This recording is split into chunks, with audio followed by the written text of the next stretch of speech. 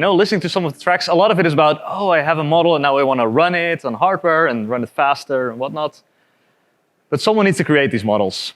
And that's where Edge Impulse comes in. So I used to work in the silicon industry, looking at how can we make faster runtimes, better silicon, whatnot. And no one was addressing the question of, okay, who is building these models? How are we actually training a model that can detect real use cases?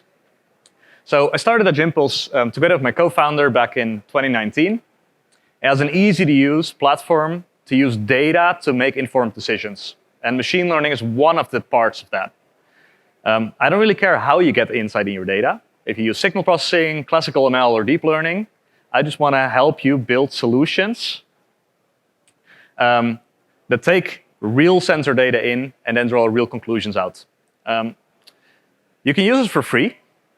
You can also pay us if you like. I'd rather have the second thing, but as you can see from this graph, a lot of people, hopefully a few people here in the room, are just using Edge Impulse as is, as a free developer platform, still to build real solutions. So you can go all the way from zero to production on the free tier. Just as an indication of how popular it is, about a year ago at the Embedded Vision Summit, we were at 85,000 projects on the platform. Today we're at 185,000.